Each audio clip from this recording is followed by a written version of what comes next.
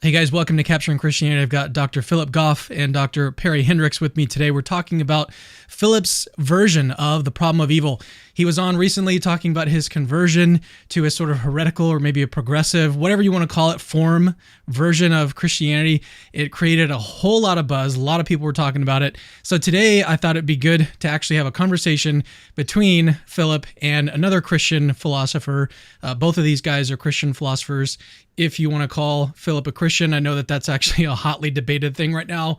Not really sure why, but Perry has some really good, interesting thoughts on the problem of evil. This is a very key argument that Philip uses in arriving at the version of Christianity that he arrives at. And I'll just give you a quick background. So he arrives at a God who is limited in power. So he believes that God is still perfectly good, but he nevertheless believes on the basis of the problem of evil that God is limited in power. He can't go he basically can't prevent all of the evil and suffering in the world. He's limited in power in that way, and that's how he basically addresses the problem of evil. There are other alternatives to addressing the problem of evil. One of them is called skeptical theism, which we're going to get into today, which sort of looks at the different limitations that we have in our cognitive abilities and what we think that we can know about the goods and evils that there are and the connections between these two things. But anyways, so that's the conversation that we've got today. I've marketed this sort of as a debate. It's going to be more of a dialogue. If you actually watch this whole thing, it's going to be fairly friendly. But let's go ahead and I'll give you guys a chance to introduce yourself. Philip, you've been on. I think a lot of people have watched the show with you. You're a little bit more well-known. So let's start with Perry. Who are you? Oh, man, I don't know what to say. My name's Perry. Just a guy, I didn't know this was going to be a friendly dialogue. I had lots of insults prepared, so I'm kind of bummed to hear that. Give me one. Give me one of them. What was one of the prepared insults that you had? Well, this wasn't going to be an insult, but I mean, I'm just happy that Prince Harry's here to talk with me and took some time out of his day to talk with us. Did you look like Prince Harry? I'm out of here, guys. I do honestly, like, before we went live, we were talking about like practicing some different accents. I mean, Philip, you were here in America. Can you give me like your best American accent? Can you at least attempt it? There is no way that is going to happen. Actually, one of the few times I've like made my Wait, was that your attempt?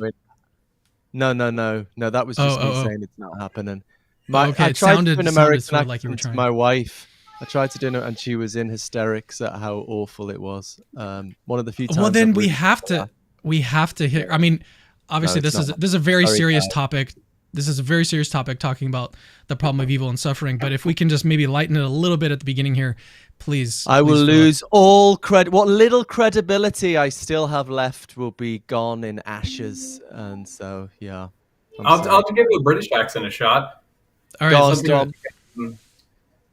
Shoot, it's like, oh no, save the bloody queen. That was terrible. That's the best I can do. Philip, what pretty good. Rate it. Oh, it was good. Okay. I'm impressed, but no. Does evil rule out in Omni-God? Next time I'll prep an American accent for next time. Okay, just read the title of the debate. Try that. Try to read the title. Just do it. Jesus Christ, this could go on all night. Skeptical theism.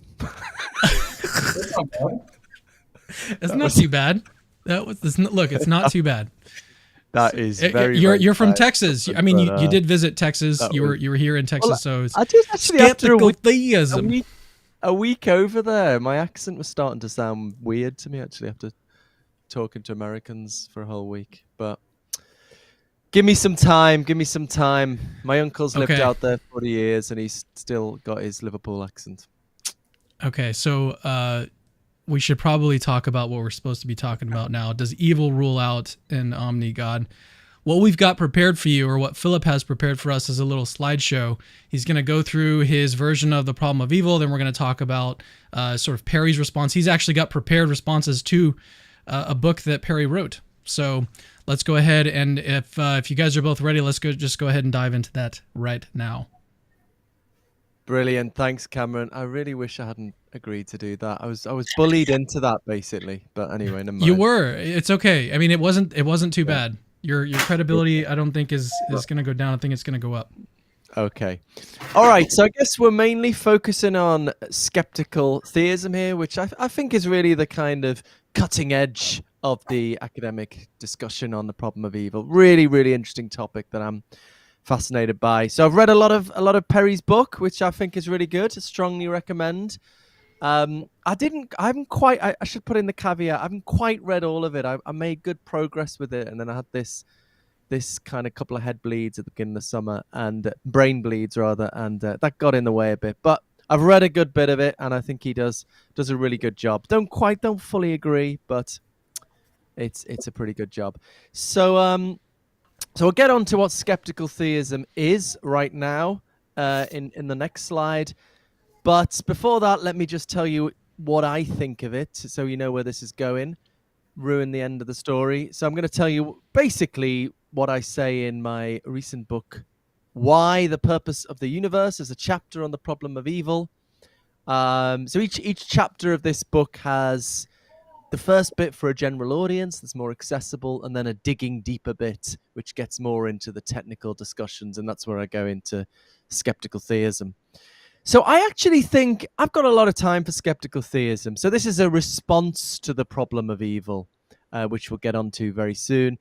And I think it actually succeeds to an extent. I think it succeeds in responding to a very prominent way of construing the argument from evil and suffering against God's existence. I think it's pretty good there. However, Not to jump in too early, Philip, do you mind if I ask Perry if he agrees that skeptical theism is a response? I mean, hopefully it won't take too long to respond.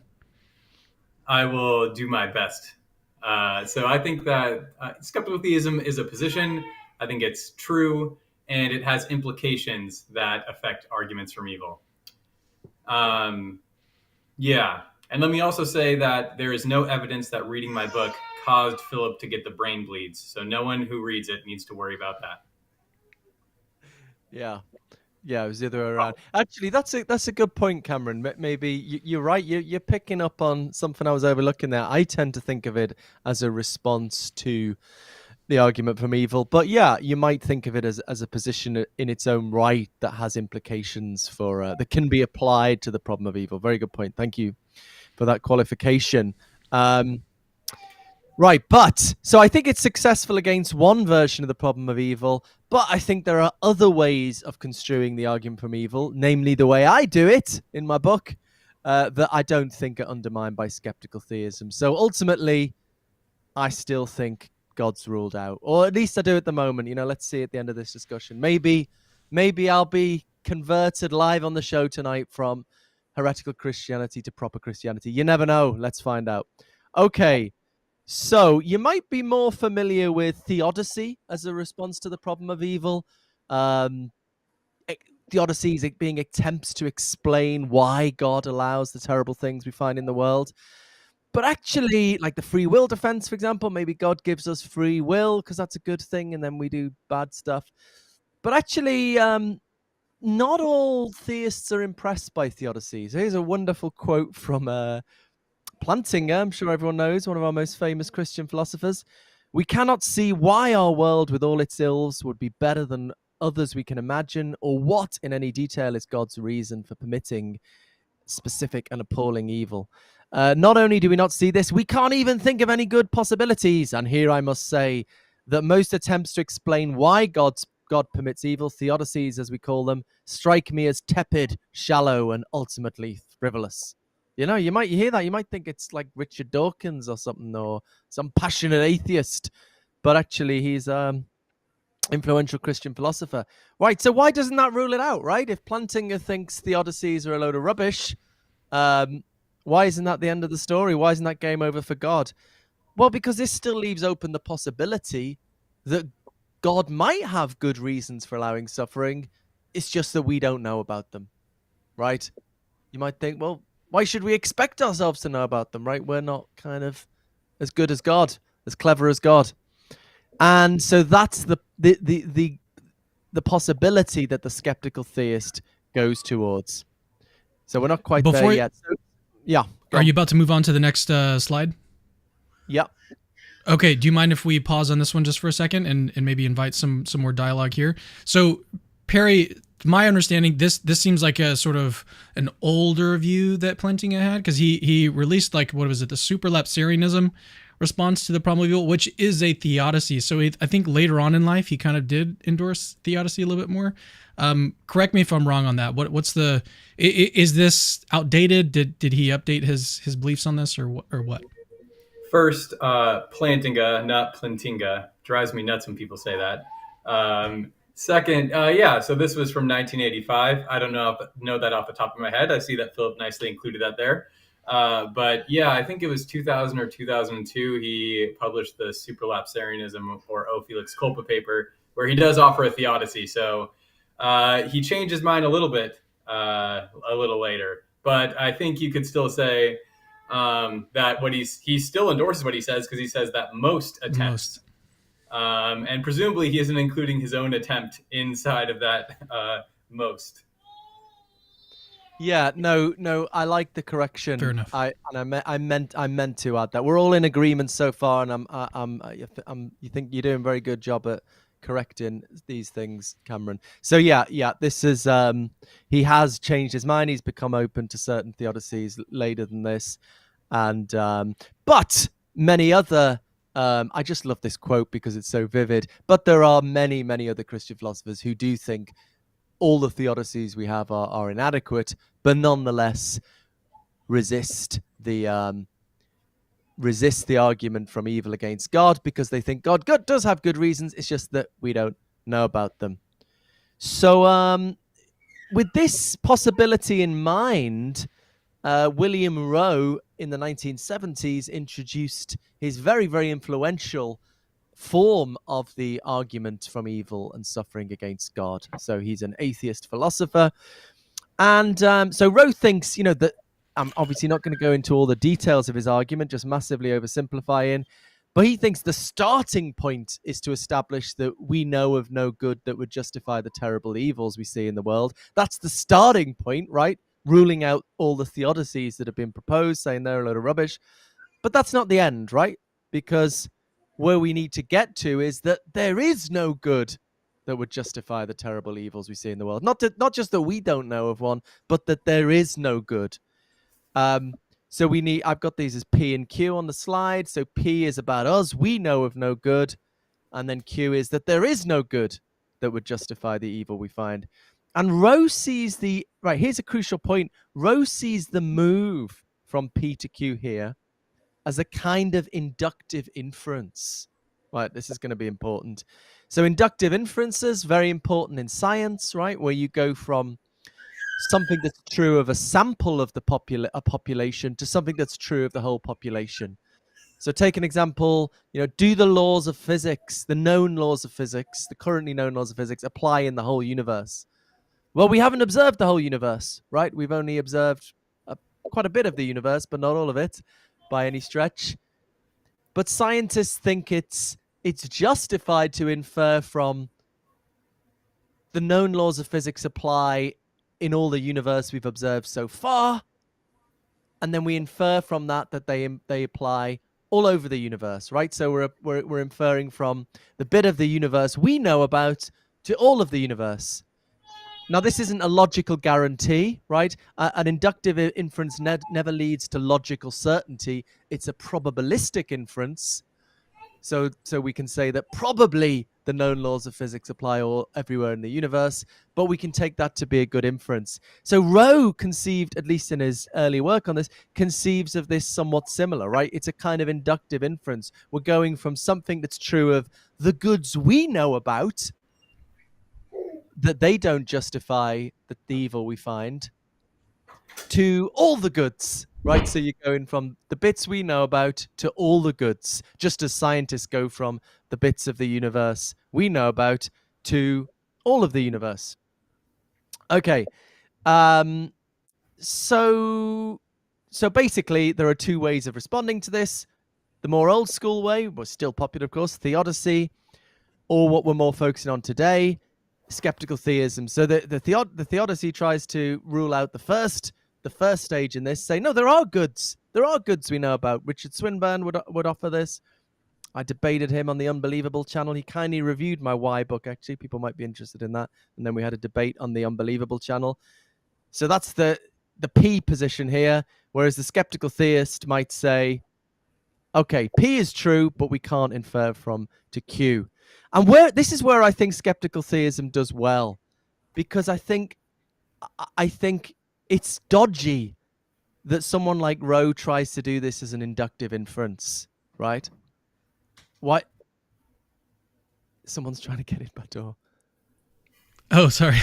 Okay. I think it's okay. Sorry. It's dodgy that he tries to do it. Maybe I'll speak a bit quieter. Waking the kids up, probably. It's dodgy. Why is that? Well, let's think of another example of an inductive inference, right? Political polling, right? We've just had an election in the UK. You're about to have an election in the US. Let's stay clear of politics for the moment. But, think of polling in the UK. If, a polling company had talked to 1,000 people in the population and said that 40% were going to vote Labour, and then inferred that approximately 40% of the population are going to vote Labour, right? So they're making that inductive inference from the sample to the whole population. What we're going to want to ask them, obviously, is your sample representative of the population, right? Were those 1,000 people all in Liverpool, where I'm from, which is predominantly Labour? Or was that sample all from people over 60 who tend to be more conservative, right? What you need is a representative sample. So this is the question we'd need to ask about Rowe's inference, right? He needs to establish that his sample of all the goods, namely the ones we know about, is representative of all goods. And it's just not clear how he would do that. So that's where I'm on board with skeptical theism, and that's a lot because this is a very influential way of running the argument from evil. But let's turn now to the version that works, namely mine. So before we get to your version, do you mind if we back up to one more question for Perry on this slide? Do you agree that these are the only two ways? Is there another way of responding to the problem of evil? Can you combine, for example, theodicy and skeptical theism? I do think theodicy can be combined with skeptical theism, provided it's done in a particular way. I lay out a way to do that in my book. But I also think there's another way. A different way is you might not know any God-justifying reason, and you might think none of the theodicies work. You might make a mistake and reject skeptical theism, but you might think that the evidence for theism swamps the evidence against theism, and so there's another way that you might respond to this. I'm happy with that. No disagreement so far. Again, like in these qualifications, obviously you're simplifying a presentation and you're bringing up the nuances and the subtleties. Should I continue or? Yes. I just wanted to give an opportunity to discuss some of the nuances. You can go ahead and move on to the next one, just because I didn't know if we were going to remember to come back to them or anything. I think that these are all very important things to mention. Absolutely. At some point. This is fine. This is a good way to do it. Okay, only a few more slides left. So here's the way I do it, right? I don't bother with this inductive inference. That seems to me a really weird way of doing it. I argue just directly through standard moral reasoning for what I call the cosmic sin intuition, which is simply the principle that it would be immoral for an omnipotent, omniscient being to create a universe like ours. Okay, and I would justify that just through straightforward moral thinking, not some inductive inference. And often when you're doing moral reasoning, like, I don't know, is slavery bad? Is abortion wrong? And is inequality required in a society? We bring in thought experiments, right? So here's a thought experiment I like to bring in this context, inspired by the wonderful Black Mirror show. Check it out if you haven't seen it. Sort of dystopian sci-fi futures. So what's often explored in episodes of Black Mirror, they're all standalone episodes, is future possibilities where we can simulate whole universes, right? Our computers are so advanced, we can simulate a whole universe in all the physical detail. And now imagine, this is philosophically controversial, but imagine human beings in a simulation are themselves conscious. If the simulations of their brains have all the physical detail, that's enough to get them consciousness. I probably wouldn't accept that, actually, but David Chalmers, for example, in his recent book Reality Plus, argues for that. Let's just imagine, for the sake of discussion, we have the power to simulate a whole universe, and if it has human beings and animals in it, they're going to be conscious. Now, we would be like, Chalmers goes into this in his book, we would be like gods. We would be creators of those universes.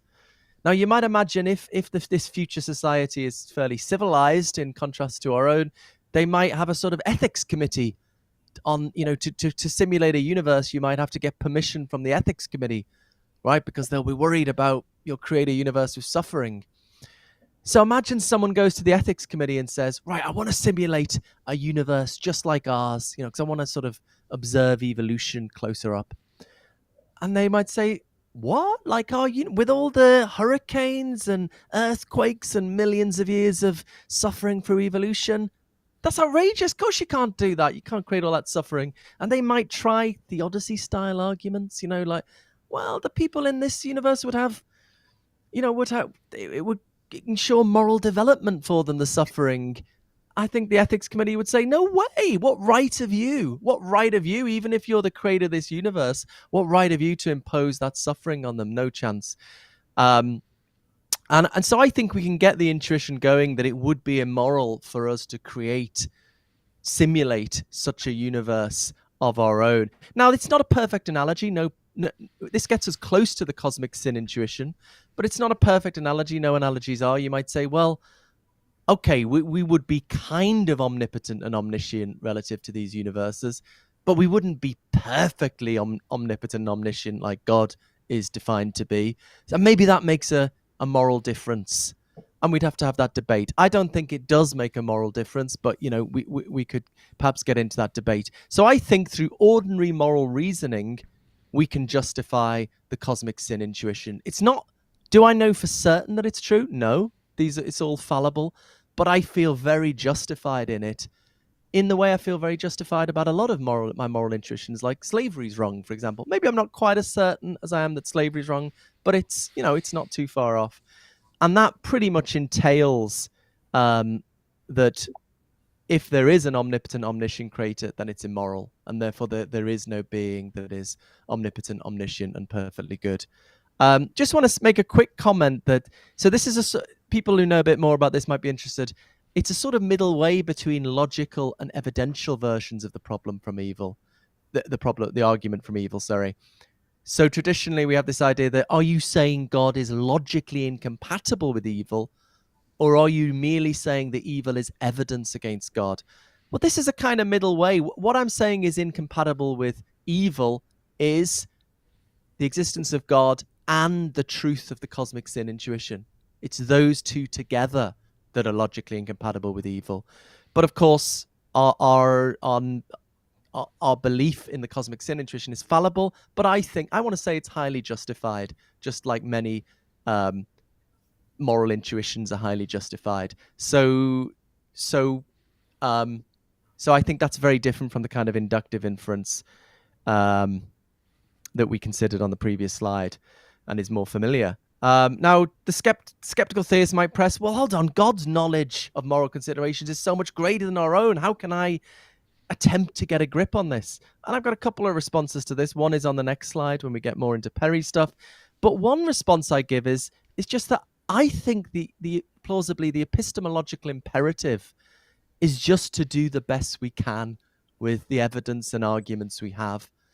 I've got an analogy in the book to dark matter, right? What is it? Is it like 85% of the universe is thought to be this totally unknown kind of matter and energy, and we only have access to 15%? Now, it could be that if we knew about the real nature of dark energy and matter, it might change our theories not only of dark energy and matter, but also our theories of the matter we do know about, because it might lead to some more unified theory which covers both kinds of matter. Does that mean we just stop doing physics? No, we do the best we can. We have the best guess with what we have. So I think, yeah, we're fallible, but I think what we ought to do is use the moral faculties we have, reasoning we have, to have our best guess at whether the cosmic sin intuition is true, and use that to have our best guess at whether God exists. I think our best guess is that it is true, and therefore God doesn't exist. So a lot of responses I get on Twitter to this is, well, so who's more likely to get this right, you or God? My response to that is, well, if God exists, it's God, right? God's better than me if God exists. So I must be getting something wrong. I just don't see the reasons for allowing suffering. But I think we're in a situation of uncertainty where we don't know whether God exists. And in that context, all we can use is our own judgments. In this case, our judgments about whether the cosmic sin intuition is true. And I think it's a very, very plausible moral intuition. Okay, shall I move on to Perry's stuff? Move on. Yeah, cool. Nearly done. Sorry, I'm going on too long as always, but nearly done. Okay, so this is picture of Perry's wonderful book. And so how does he respond? Here's one principle Perry appeals to, the deontological skeptical theism principle. For any evil state of affairs we know of E, we have no public antecedent reason to think it's likely that the known weight of justifying and requiring reasons God has in favor of or against permitting E resembles the actual weight of God's justifying and requiring reasons in favor of or against permitting E. Right, so we've got no reason to think it's like this inductive inference again. We've got no reason to think the kind of goods we know about roughly resemble the goods God knows about. Now, I think this is really powerful against the Rowe's inductive inference, but I don't think it works against my moral reasoning for the cosmic sin intuition. And if it does, well, why don't analogous principles? This is my key argument against Perry, I think. We've had a little discussion about this on Facebook, on Messenger. Why don't analogous principles undermine all of our moral reasoning? So look, here I've invented the wrongness of slavery skepticism principle. We have no good public antecedent reason to think that it's likely that the known weight of justifying and requiring reasons for and against slavery resembles the actual weight of justifying and requiring reasons for and against slavery, right? So I should give up my belief that slavery is wrong. Well, that seems to have gone wrong. But so I want to know from Perry, I guess, why does deontological skepticism, why does his principle there, deontological skeptical theism, why is that true and has thought force against my justification of the cosmic sin intuition, but this wrongness of slavery skepticism principle doesn't have force against the intuition that slavery is wrong? And what I think is going on here, the moral of the story, is that I think Perry's falsely assuming, or it seems to be, that we need to have some sort of, in order to trust a faculty, like perception, memory, reason, moral reasoning, we need some higher order reason to trust that faculty. And I think that's clearly not true. I don't think we do have some higher order reason to trust our senses. I can't rule out that I'm in the Matrix, but we just think it's okay. It's rational to trust your senses. It's rational to trust reason in the absence of that.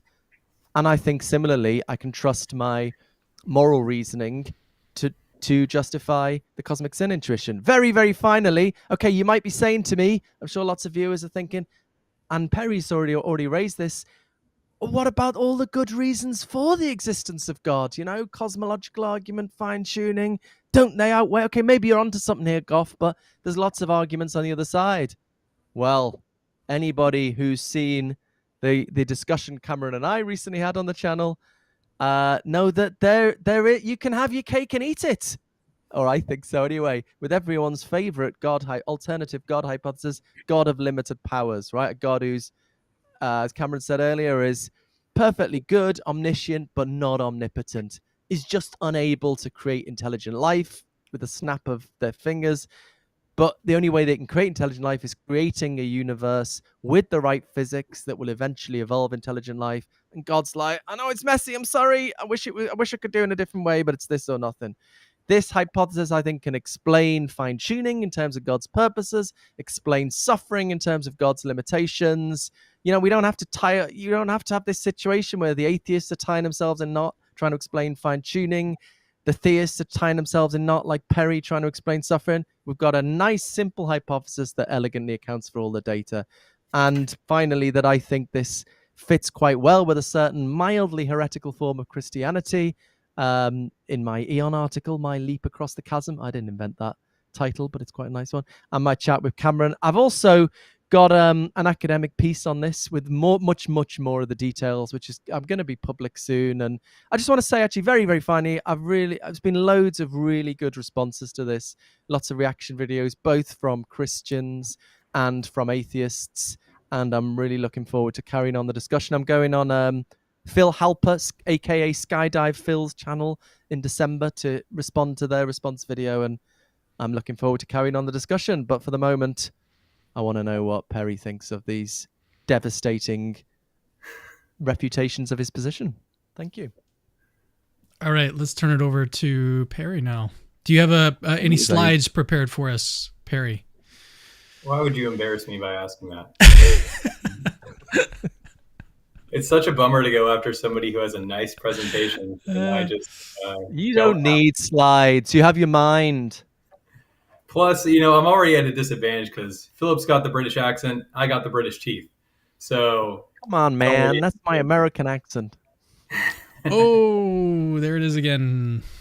That was just more, more datum to add to the problem of evil and suffering right there. So just trying to lower my credibility to balance. You made the problem of evil more difficult just then. All right, Perry, go ahead. So do you want me to answer his question first, or can I, do you want me to push on some other stuff? Just destroy Philip right now. Just my go wife's in, message at texting me. Can you be a bit less shouty? Okay. Oh. Sorry. Do you have headphones in, or are we being too loud, or is it you? No, it's just I shout loud. Okay. Go for it. Carry on. Quiet? Is that even possible?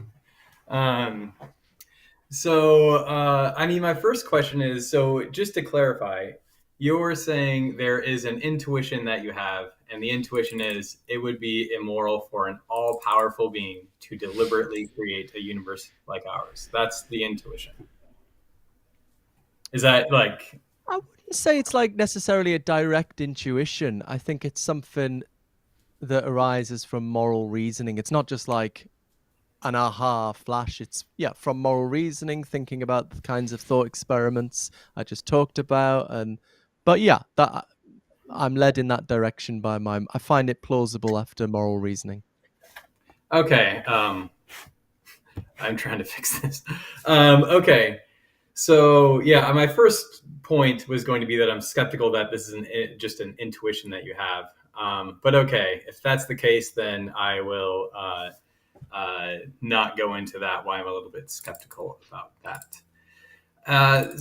Secondly, so when we say that like an action is immoral, what we mean is that the justifying reasons are not or do not outweigh the justifying reasons in favor of the act don't outweigh the requiring reasons against it. And this is oversimplifying a little bit.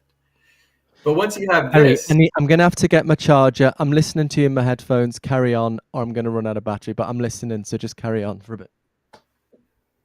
Okay, this is very...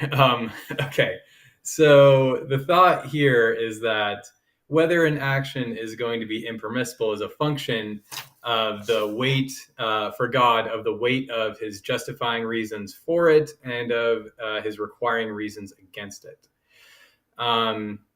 So when we do that, we need to sort of tally up the weights of the reasons for and against. Now, that's going to involve like looking at the reasons, weighing them against each other, locating all of the reasons. So, and judging their weights. Once we do that, it's far from clear that this process you're describing is going to get you to the cosmic sin intuition. So we might look at a few reasons and see, okay, so here's some requiring reasons against God creating this universe. And we might say those are pretty powerful. We might rule out some, we might say, okay, here's a few justifying reasons of why God might, for God to permit this universe. And you might say, like, okay, so these reasons we have here, once we put them up here and tally the weight, it comes out in favor of it being impermissible. But then, we need to go from the reasons that we recognize and their weights that we recognize. We need to get from there to the conclusion that, the perceived weight of God's reasons. So let's call that the perceived weight of God's reasons. We need to get from there to thinking that the perceived weight of God's reasons resembles the actual weight of his reasons. And it doesn't look to me like you can go from, make that kind of leap. So, suppose that we go out in Washington and we look at Mount Baker and we look at Sumas Mountain and we see that Mount Baker is taller than Sumas Mountain. It'd be really weird to say, we can say Mount Baker seems taller than Sumas Mountain, but it'd be really strange, really wild and really unjustified to say, it seems that Mount Baker is the tallest mountain in the universe. So similarly to this, when we're looking at mountains and their heights, we need to sort of take into account the heights of all other mountains because we're making this claim about the final status of it. So when we're talking about the weight of God's reasons, we need to sort of have a look at all reasons. And so I'll grant, for the sake of argument, let's grant that the perceived weight of God's reasons favors impermissibility, that creating this universe is impermissible. Well, we still need to get to the actual weight of his reasons. So, how do we get there? And if we say we have no good reason per skeptical theism, if we say we have no good reason to think that the perceived weight of God's reasons resembles the actual weight of his reasons, then it looks like we shouldn't be concluding anything from the perceived weight of his reasons. For example, suppose that you step on a scale and it spits out a number, 200 pounds or something like that. Not the British currency, but the American weight. And suppose you see this number, 200, and it's really true that you have no good reason to think that the number spit out resembles the actual number that your weight is. The actual resembles your actual weight. If that's true, you should not base any belief off of what that's spitting out. And so I think that's what's going on here when with your talk of the perceived weight of God's reasons, sort of making it such that it looks like it's immoral to create a universe like this. Yeah, good. Some nice analogies there. So let's think about God's judgment on whether I should have a slave. Do you think so we're comparing this, right? My moral judgment, Philip's moral judgment on whether he should have a slave, and God's moral judgment on whether Philip should have a slave. Do you think we have any reason to think they resemble each other? So let's put it this way. We can look at human reasons and we could say looking at the weight of human reasons, it looks like Philip shouldn't have a slave. Sorry, Philip. But we might look at, but that's different than saying what God's reasons are. God is going to have different agent-centered reasons, given that he occupies so agent-centered reasons are reasons that I'm going to have in virtue of some position I occupy, or maybe a few other things. But so for example, I have a reason to feed my daughter when she's hungry, whereas you don't. You might have a reason to feed a hungry child, but you don't have a reason to feed my daughter because that's an agent-centered reason I have in virtue of being her dad. So we might say that, it looks like you shouldn't have slaves, Philip. That's bad. And that's wrong, given the weight of reasons, given the weight of your reasons for having one. But that doesn't tell us about God's reasons. It could still be that it's permissible for God to allow you to have a slave, but that's not to say that it's permissible for you to have a slave. Yeah, so you seem to be contrasting my reasons with God's reasons, right? But I was doing something slightly different. My judgments about my reasons and God's judgments about my reasons, right? God's judgment about what it would be best or right for me to do. So I've got this judgment about whether it's permissible for me to have a slave, whether that's a good thing to do. and God's got a judgment about that same. Do you think we have reason to think they resemble each other? My judgment on that and God's judgment. So it's not, in both cases it's about my reasons, but one is my judgment about my reasons and another is God's judgment about my reasons. Yeah. So your reasons are going to determine whether it's impermissible. So if it's true, and it is, that it's impermissible for you to have a slave, then God's judgment would be the same.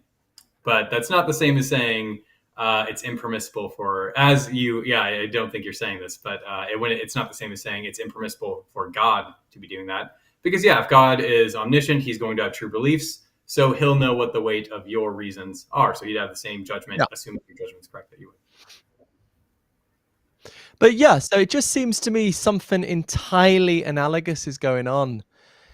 I don't understand what the difference is. On the one hand, making the cosmic sin intuition, I say, look, it seems to me it would be wrong for an all-powerful being to create a universe like this. And you say, well, no, how do you know that? Because you don't know your judgments about that reason is analogous to God's judgments about that reason.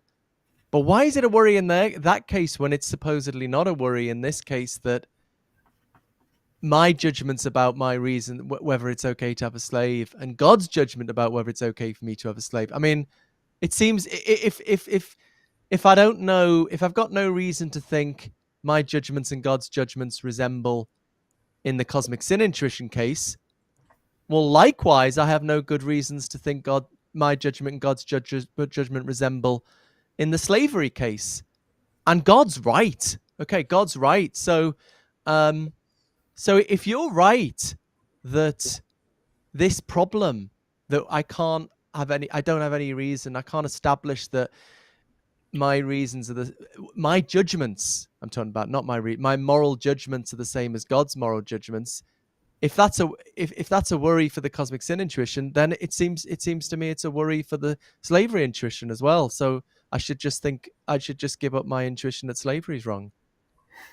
I don't think you should. But I don't either.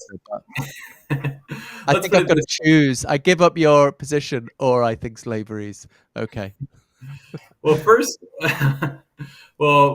tiny tangent. Let me register that. I find it very strange that objections, so skeptical theism, at least certain forms of it, like mine and Mike Bergman's, take a pretty strong position. We say, we have no good reason to think X. And then what's very jarring and strange is that the typical response is to try to say that, not offer a positive reason, but to say that, if this is true, this kind of crazy skepticism results. Now, I think that's a little weird. Suppose, you were to tell me there's no good reason not to drunk and drive. We have no good, I sound like I'm drunk.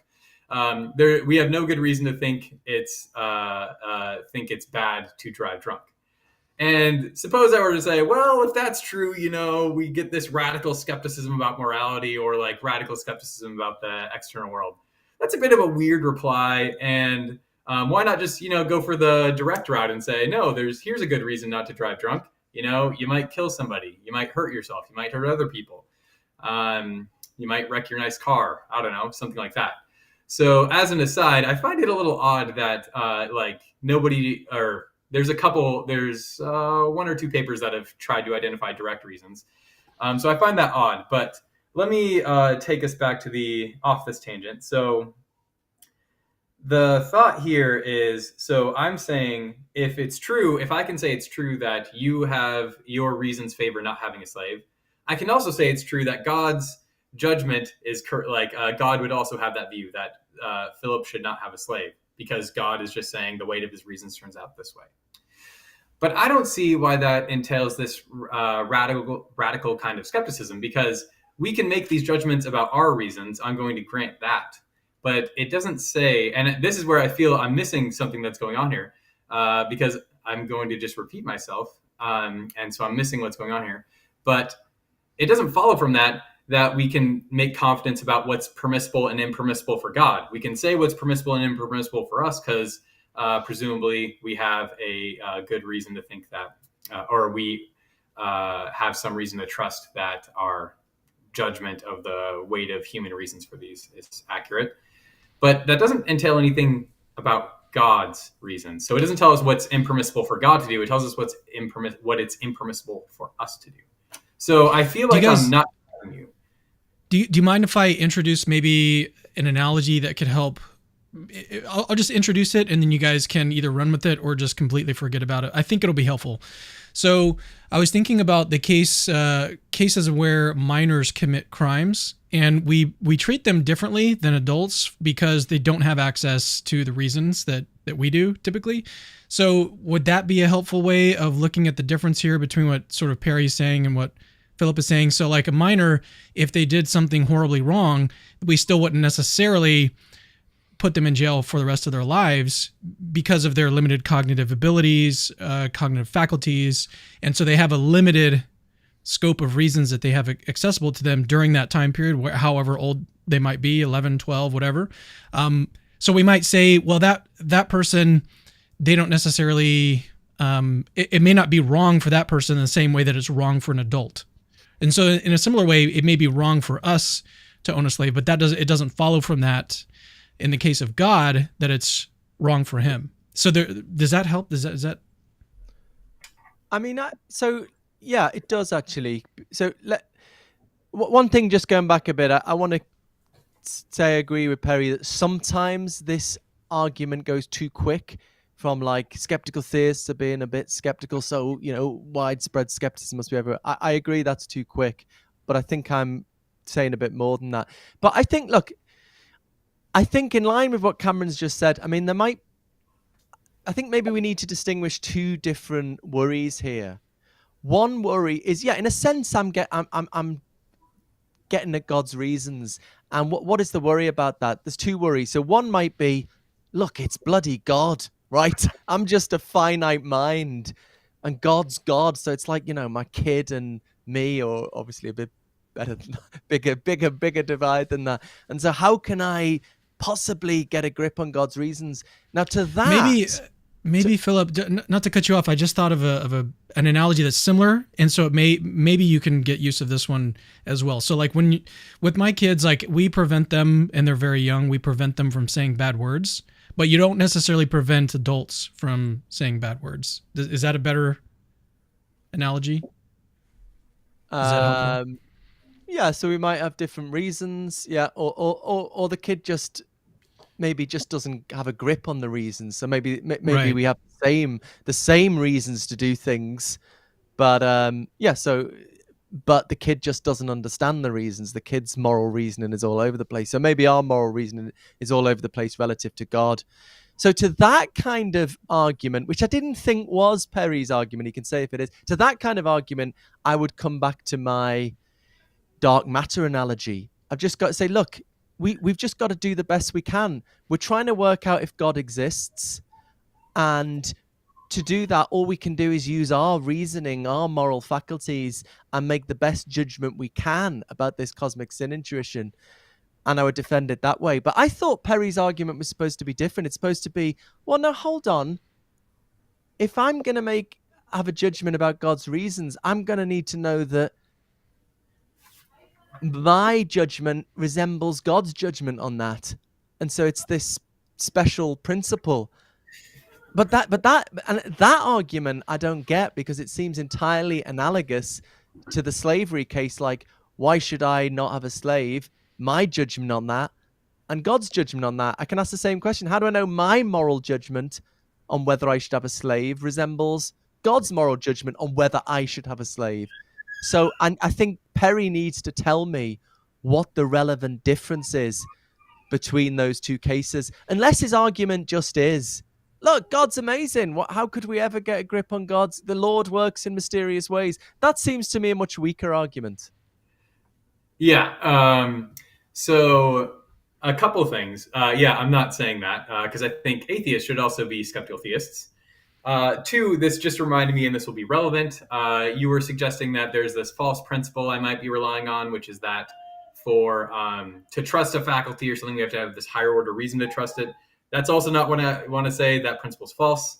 The thought is something like, look, if you come to see that you have no good, well, let me give an example.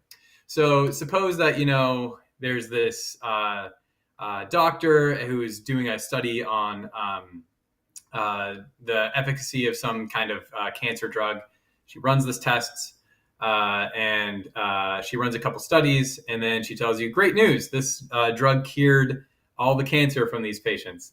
And she says, also, it's going to cure all cancer patients. And then, you say, well, I mean, that's great. Do we have any good reason to think that, the sample of patients you studied resembles the overall sample? Now, suppose she didn't give you a reason and couldn't give you a reason and just was like, well, I like it. Seems like a cool thing to conclude.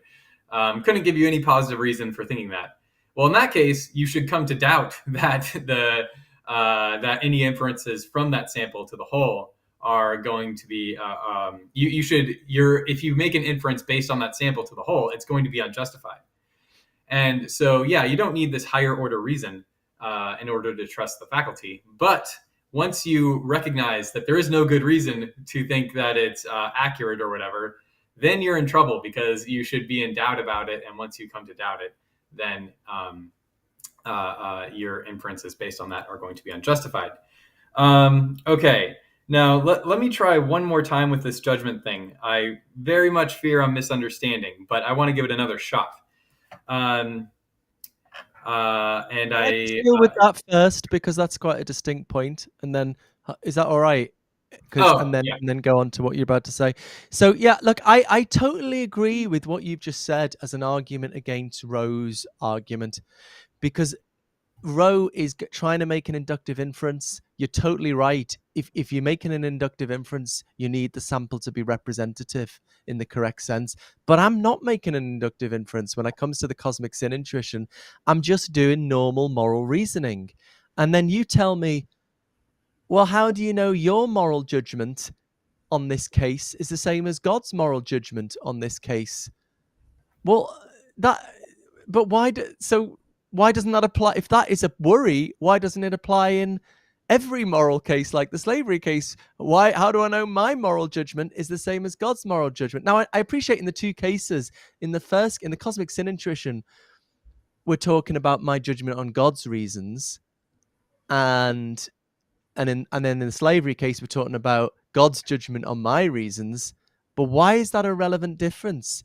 The only reason that could be a relevant difference is because, oh my God, it's God. God's amazing. How could I grasp God's reasons? And you've already said that's not your argument. So these seem to me perfectly analogous. And so I still think you haven't told me what's the relevant difference between the two cases. Okay, I think I got you now. Your thought is like, look, we trust our moral judgments with respect to what we're doing in this case of humans. So we should also be able to trust our moral judgments with respect to God. Is that kind of what's going on? Well, that your argument against that, I don't see why your argument against that works in the one case and not the other. Look, I realize they're not the same. We should be a bit more tentative when we're talking about our judgments about God's reasons. Fine. But should we give up altogether just because, oh, why God? It's God. God's amazing.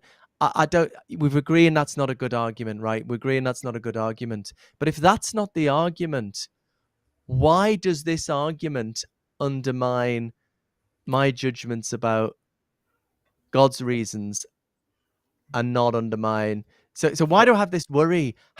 When I'm judging God's reasons, how do I know my moral judgment is the same as God's moral judgment? Why is that a concern in that case, but not a concern when I'm thinking about my own moral reasons? Because in both cases, right, God's right. So if my judgments don't resemble God's, I'm screwed.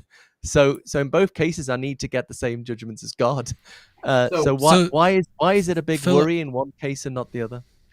It almost sounds like to me like you see this really strong connection between the reason that we would have to do or to not do something and God's reasons to do or to not do something, such that if it's wrong for you, Philip, to do something, then also God would think the same thing, that it's wrong for you to do that. And so if we think, for example, that it's okay for God to allow slavery to occur, then you think that because there's such a tight connection between our reasons and God's reasons, that it would follow.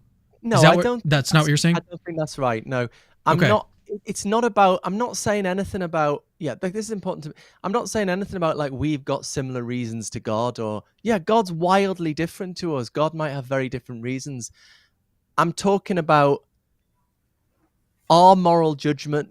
Perry's argument seems to me, our moral judgments connecting with God's moral judgments, whether it's about my reasons, whether it's about God's reasons.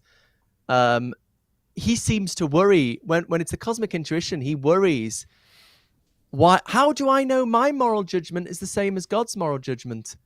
Why is that a worry? Why is it a worry in the case when I'm thinking about God's reasons, and it's not a worry in the case when I'm thinking about my reasons? That doesn't imply I have the same reasons as God. It's just, why is this a worry in the one case and not the other? Well, one, you might think that we have a pretty good grasp of human reasons, right? Why do you think that? I mean, why? Well, that begs the question again to what I'm saying. If you have this worry, if they're miles away from God's judgments about human reasons, then we're way off. We're way off. Right. So I think you need to tell me what the difference is before we can be confident about that. Right. So I'm just granting that we have these, because if we are going to be that we have a decent grasp of human reasons, but I mean, if we give that up, I guess we give up the argument from evil and we get skeptical theism could have that result. But I'm not arguing for that. Yeah, right. So the thought is that, well, we might have these good reasons to think that, like if I'm saying, Philip, you can't own a slave, I think that we're pretty similar. I think I've got some reasons to think that I can grasp the reasons you would have in mind. I know that we live in roughly similar contexts. I know that you're not I know facts about the society you live in, financial facts. I don't know your financial facts, but I know some things about that. But with respect to God, it's a different set of reasons because he occupies a radically different relation. And also, this isn't the God is amazing argument, but the fact knowledge is a reason. It sounds like it. It sounds like you're just saying, oh, God's really different from us. How can we? That's a much simpler argument. God's really different from us. How can we ever grasp his reasons? Is that your argument? I'm saying how we can never grasp his reasons. I'm saying because I think we can grasp reasons. The question is whether the perceived weight of the reasons resembles the actual weight. And when we're talking about you and I, we have similar agent-centered reasons, whereas that's not the case for God. And we'll also have, if God exists, let's say he's omniscient. If that's the case, knowledge does give reasons. So if I know a child is drowning, I have a reason to save that child that you don't, because you don't know it. So if we're asking whether theism, whether this universe would be permissible for an omniscient being to create, we need to know something about the scope. We need to have a decent grasp of the reasons in play. Some of the reasons are going to be relevant to knowledge, and we don't have a good grasp of that. It's not just like, whoa, God's so different. It's like, well, let's look at the facts of the situation and what are things that give reasons, and we can see that they're quite different in these respects. Okay, so this is sounding more like the kind of things William Lane Craig says that, like, which it seems like, why have you got all this very technical stuff in your book if it's just that, like, a much simpler thought, it seems to me, that, look, I mean, God knowing everything, how can we ever get ourselves in that mindset? If that's all, so my question is, right, how can I make reasonable judgments about my own moral reasons, but I can't make judgments about God's reasons?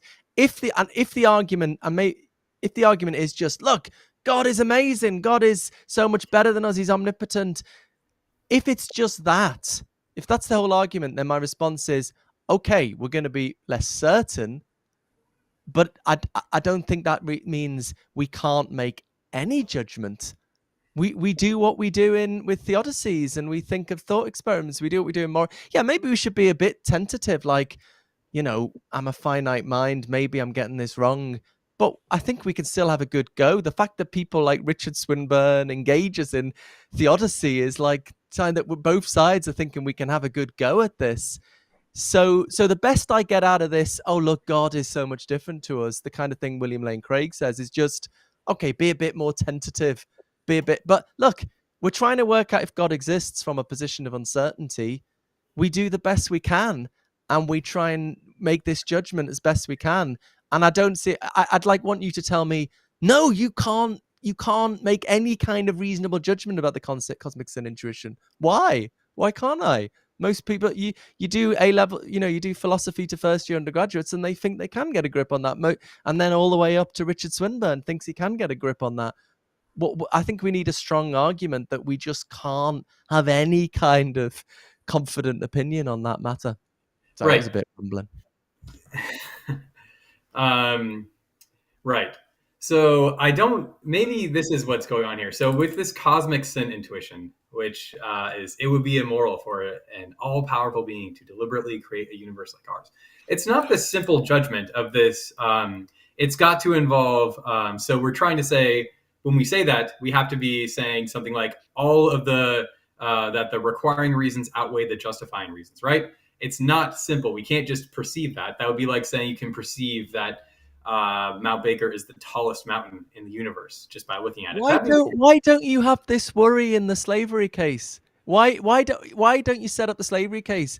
My perceived reasons with the real reasons. Oh, how do I know that the perceived reasons are the real reasons? Why don't you have that in the slavery case? Sorry, I interrupted you. I won't do that again.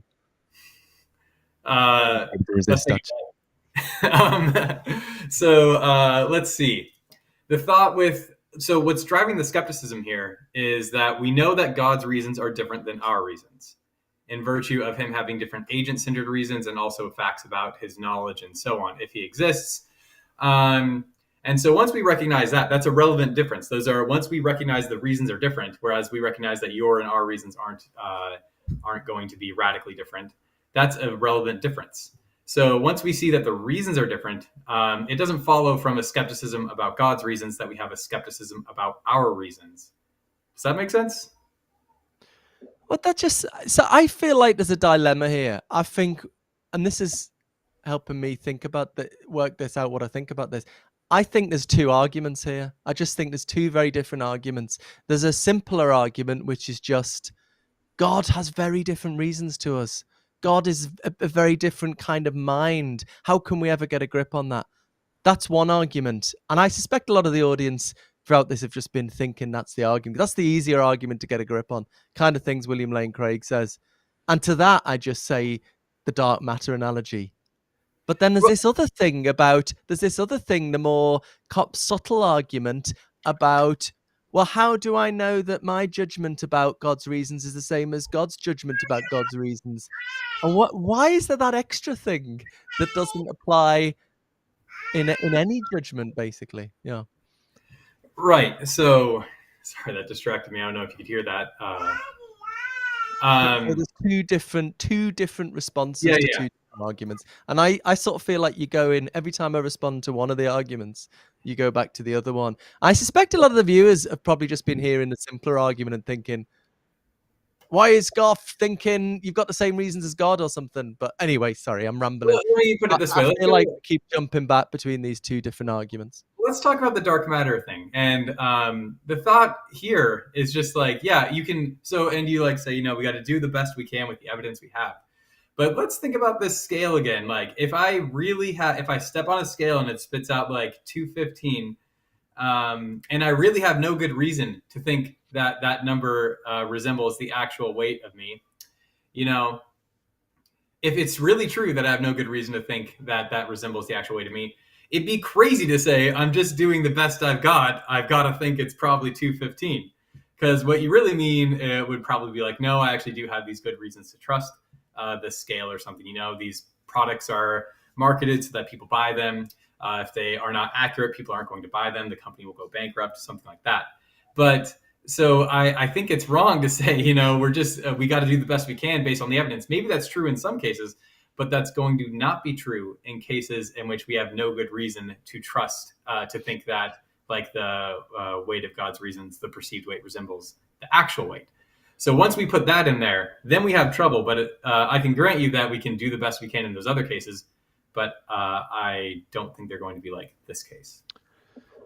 But maybe we're going around in circles a little bit, but stick it with your exact analogy of the scale, right? If we've got no good reason, like we all think most of us, we all think our moral judgments, our everyday moral judgments, should give us some confidence. You know, we can't be certain, let's say, but should justify us. You know, whatever you think about inequality, abortion, slavery, you know, we think your moral So then I feel like the onus is on you to tell me, well, when I make the same judgments about what an omnipotent, omniscient creator, what moral reasons they would have, suddenly my moral reasoning can't give me anything I can trust.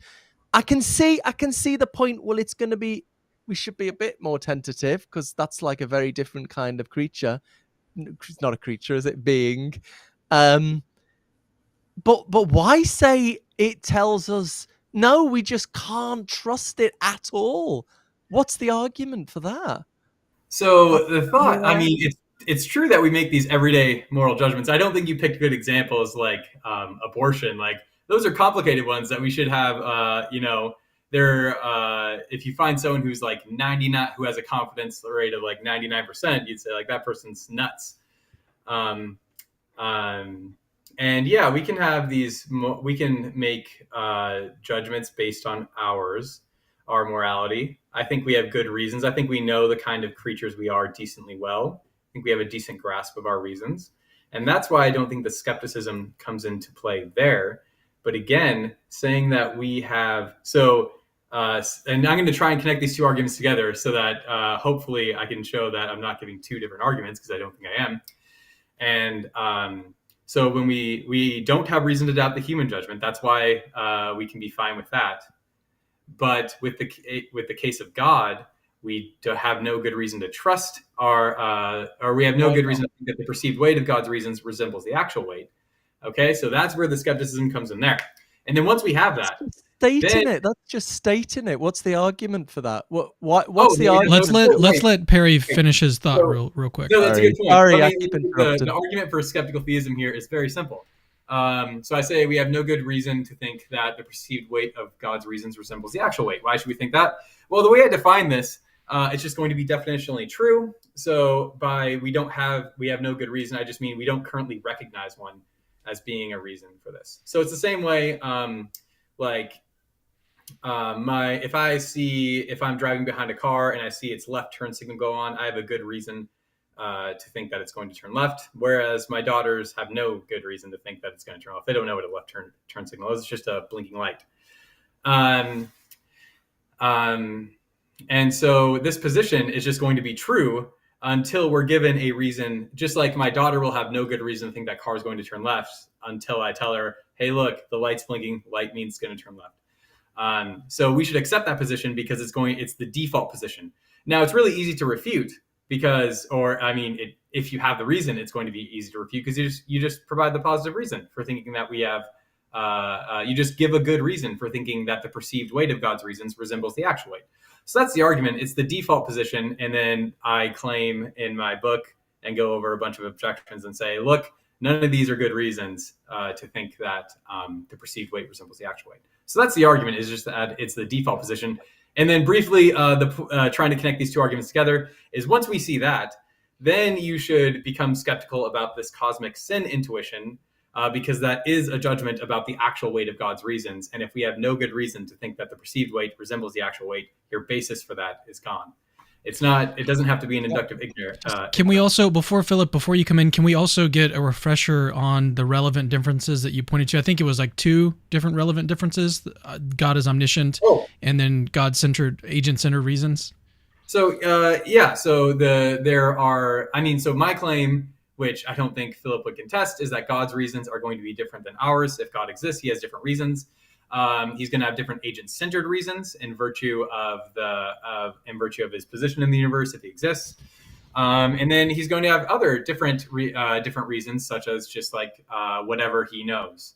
And then you could some other reasons you might think that we don't have any good reason to think that that we don't have a great grasp of God's reasons. You might think like, well, look, all this moral philosophy that's been going on in the last 100 years has been almost exclusively concerned with human reasons. There's been some stuff on God's reasons, but so even if you think that we've done really solid work in contemporary moral philosophy identifying reasons, the fact is it's been focused on human reasons. It hasn't done a whole lot about God's reasons. And so our research project, has not done a whole lot in that area. So there's another reason to sort of doubt that we have this good reason. So those are some initial reasons for thinking that there's a relevant difference here.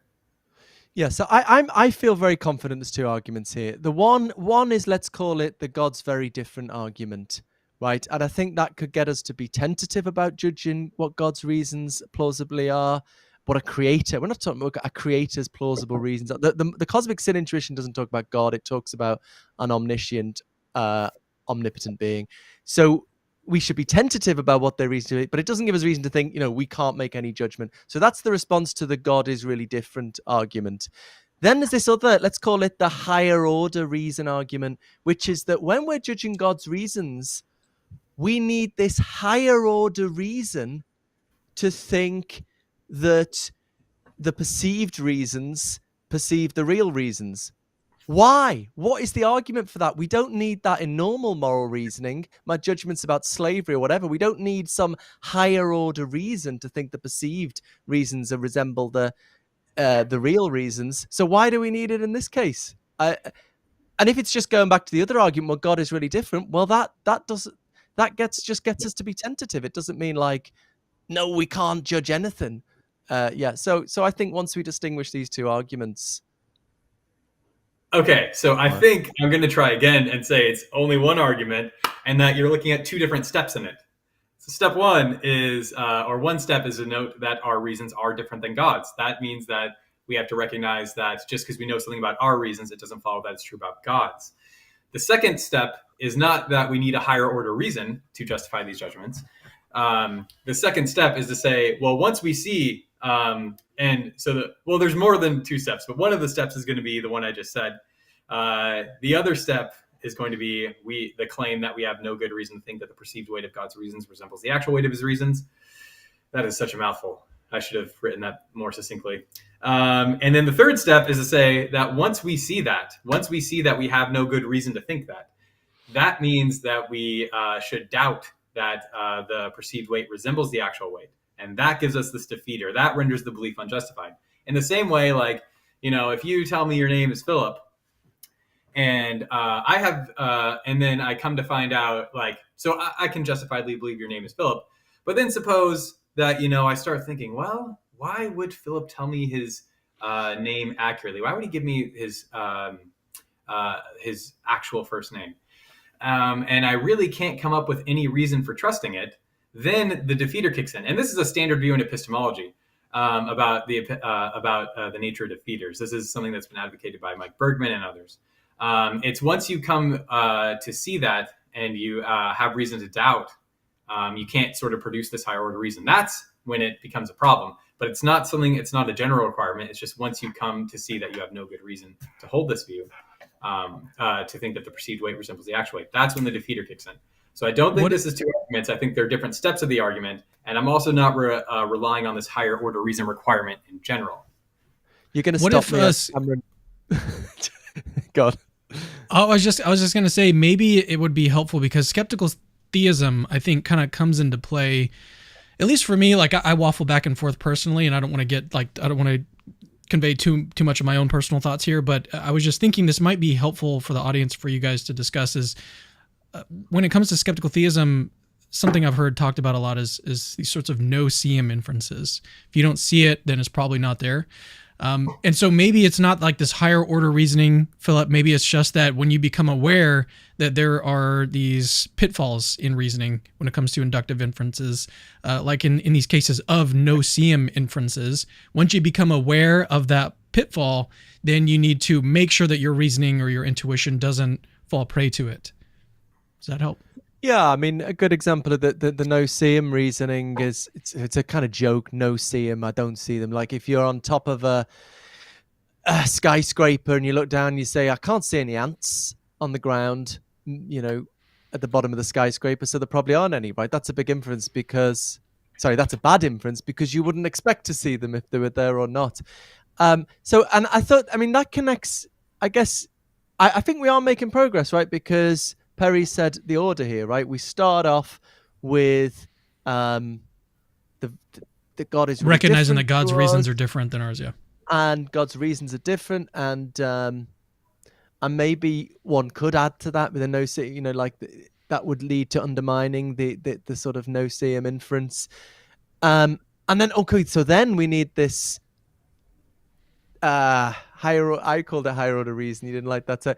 But I think we'd only need that if the first bit established that our moral reason just can deliver nothing at all about what God's reasons might be. Then you'd need some extra stuff, extra magic. But if it doesn't do that, to my mind, it just should make us more tentative, you know. And so, but there isn't an argument here that it doesn't tell us any sort of reasonable judgment. So then, why do we need this extra thing? Yeah. Could it be that in the case of humans, there is no-seeum inference or bad no-seeum inference going on, whereas in the case of God, and we're thinking about his reasons, that's where the no-seeum inference has gone wrong? Is it? Well, Right, I don't right or think wrong? that humans were. I mean, I don't know about you two, but I don't usually use no-seeum inferences when I'm thinking about morality. Yeah, exactly. I take myself to have but in the case of God, I think that's what the argument is kind of centered around. I mean, that's what you gave William Rowe's version. Yeah. So that's definitely William Rowe's version, but I think this applies to Philip's version and Paul Draper's version as well. So yeah, it's more like think about the weight, the scale example. You aren't doing a no-seeum inference. It's just you see the number spit out, and if it's really true that you have no good you think about this and you're like, wow, I have no reason to think that this number resembles the actual weight of the number, then is where you should doubt, and that's where this defeater kicks in, and your belief would then be unjustified that you're 215 pounds or something like that. So what about in the case of someone who just that does not occur to them? Would they be therefore justified in still maintaining the inference? There's certain kinds of justification they wouldn't have, but I'm happy to say they wouldn't have this defeater. If they don't recognize it, they're not going to have it. But you should recognize it if you're rational. or if you've heard Perry talk about it. I'm worried, we're going around. So I suppose we've both kind of given our sides of this, and maybe we're sort of repeating ourselves a bit at this stage. Let me ask you one. Let me try and. Okay, so do we agree with the scale example that if it's really true that you have no good reason to think that the number spit out is accurate, that you should abandon that belief? You shouldn't hold it; it'd be unjustified. Is that right? Yeah, of course. Yeah. Yep. Okay. So now I'm just curious. So you've given this knowledge skepticism objection, this moral knowledge skepticism objection, that something like that. But if I'm saying, okay, let's grant that the perceived weight of God's reasons favors impermissible in terms of creation of our universe. Let's say I grant that. And then I say, but why should we think that the perceived weight of God's reasons resembles the actual weight? You would say...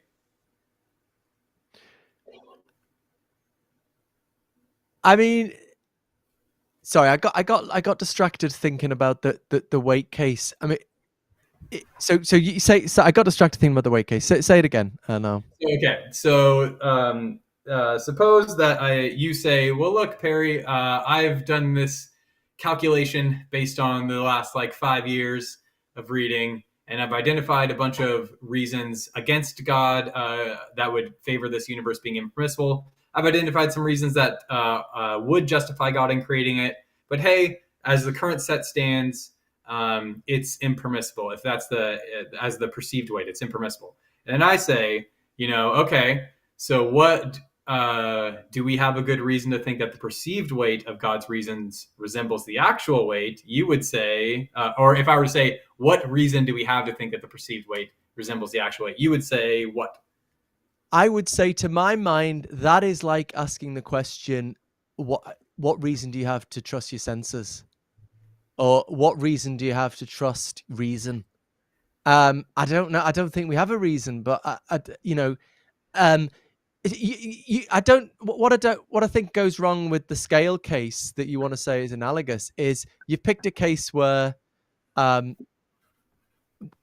we would need a good reason in that case, because it's very sort of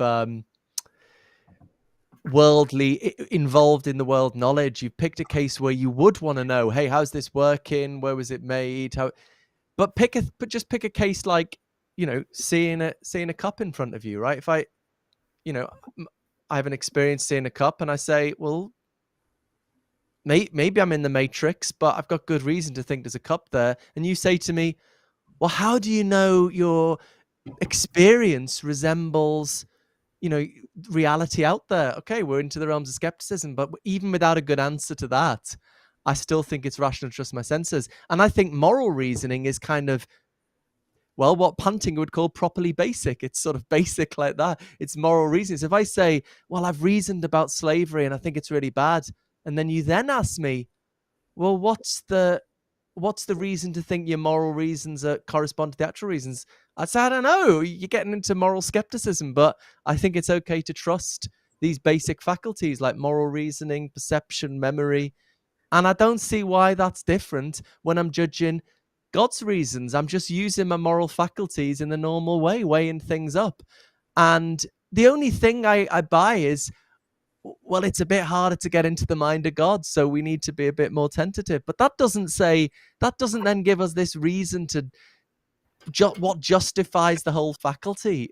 No, you just trust your moral faculties in the normal way. Well, I agree we can trust them. I mean, so one, I think it's a problem that you say we don't have such a reason. But that's because I think that if once you say that, then I think it just follows that the belief is going to be unjustified. So I think that's a problem. In the way I don't have some extra reason to trust reason. Well, in that sense. There's a lot of work on this, like William Alston and Mike Bergman and maybe some Plantinga on this. There's something, and Andrew Moon, on benign circularity, that you can give these circular reasons that are fine. And I'm not, and for trusting like your sense perception or something like that. So it's true that you will have circular reasons, but not all circular reasons are bad. Lots of them are, but not all of them are. There's benign circularity and malignant circularity. And that is going to apply to like these full scale cases of like sense perception. But I mean, I'm not advocating some kind of radical moral skepticism. I'm saying in this case, when if we're talking about a particular agent's reasons, that's where the skepticism kicks in. So if I were to say like, look, Philip, you have no clue whether the number of stars is even or odd, and it would be weird for you to say like, well, this is just a fundamental principle. Of course I can trust my sense perception or my intuition about the number of stars. Well, no, this is a limited kind of skepticism. Like we have no good reason to think the number of stars is even as opposed to odd. And so I'm just rendering some skepticism about a particular agent or particular issues in this area. It's not a full-scale skepticism. So you can even use you can use some circular, some benign circular reasoning to support your moral justification of your moral intuition or whatever. But that's not going to get you to. It looks like he accidentally left for some reason. It could be that he's having some. I think he could have. Yeah, no, your explanation just then was like just too good. He was like, "All right, I'm out. I can't handle this." It happens all the time. When I'm speaking, people just walk away from me. I don't blame them. There he is. I disappeared. My internet's been really bad recently, but I'm back again. What you were saying, Perry, then making me think actually of how should I say this? Plantinga. Plantinga's classic. Plantinga. Is God properly basic? His classic original paper on that, where he wants to say, trusting my sensus divinitatis, trusting that God exists is as basic as trusting your senses or trusting your memory or trusting mathematical intuition or whatever. And it's difficult. What if an atheist says, no, I don't think it is? How do you decide that? And he sort of says, well, we just need to take cases and build a sort of inductive case. It's very difficult, but I think what I'm talking about is trusting a faculty that most of us think is properly basic, or at least us good, robust moral realists think, just trusting your moral reasoning rather. That's not like, you keep taking these examples that everyone would agree. It's not okay to take them as foundational. Like, how many stars are there, or stars odd and even? Yeah, nobody thinks you can take that as foundational, but a lot of people think you can take your moral reasoning as foundational. And why can't I do that with respect to thinking about an omnipotent being's reasons? I should be more tentative, but why can't I do that? Why do I need? I think one of the words. Let me jump in here. I think, Perry, one of the words that you used there that could be helpful here is defeater. So like in the cases that you were discussing there, Philip, it seems like in some cases, like if you raise a certain defeater to a belief that you've got, in some cases it's good to reject that defeater. In some cases you might have like a defeater that defeats the defeater. I don't want to get too far in the weeds here, but I guess the question would be, do we have, in the case of a moral intuition about, what God could permit or not permit, do we have a defeater for that in what Perry has been talking about this entire time? And so maybe that, if we can narrow in on, is this a good defeater or not? Because it sounded like one of the things you said earlier, Philip, was that, well, we should just, like, even if we recognize or understand what that defeater is, that we're, our epistemic, the chasm between our epistemic situation and God's epistemic situation is so large, like that shouldn't necessarily defeat. We should nevertheless just go with the information that we have. That was your dark matter analogy, if I remember correctly. Yeah. So is that your way of sort of defeating the defeater, the potential defeater? Well, look, as I say, I think there's two things here. With the nicely put, Cameron, chasm between us and God, that has some force, and it should make us more tentative. But there's no reason it makes it totally hopeless. But then, so is that your way of defeating the defeater? Perry has this extra thing. Well, what's your reason to think my perception of it and God's perception? I don't think there's a defeater there. I don't think there's a defeater there. And my argument for that is, what's the relevant disanalogy to ordinary moral reasoning? Yeah, so I don't think there's a defeater there at all.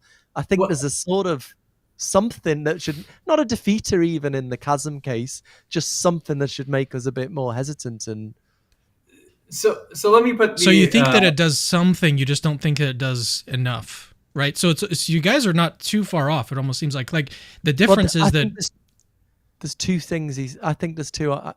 Perry disagrees with this, obviously, but I think he ordered them, right, with the chasm thing at the start. That does something, but the others, I don't think, do anything. Well, I think there's steps, but let me make so again, like so I can trust my sense perception. That doesn't mean I can trust it with respect to identifying like the number of atoms in a book. So just because I can trust my moral intuition, suppose we grant that, set aside the Lance Bushes of the world for a moment, and we can trust our moral intuition, it doesn't follow that we shouldn't be skeptical about certain situations. And so some philosophers have argued this in a lot of the literature on abortion. Like, people use these really wild thought experiments, like of crabs being transplanted or being teleported to Mars over years. And some philosophers are like, well, that's really different than things that we're used to. We shouldn't trust any intuitions elicited by this.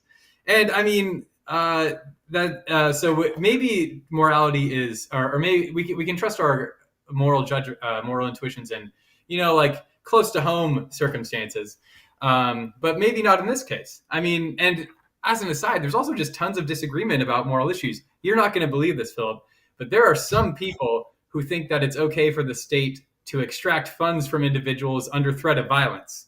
Like, it's a wild position, but some people actually believe that's true. I forgot we had a disagreement about that. Yeah. And so, I mean, there's, especially when we get to complicated matters, although that's not complicated, you're just wrong. But once we get to really complicated moral issues,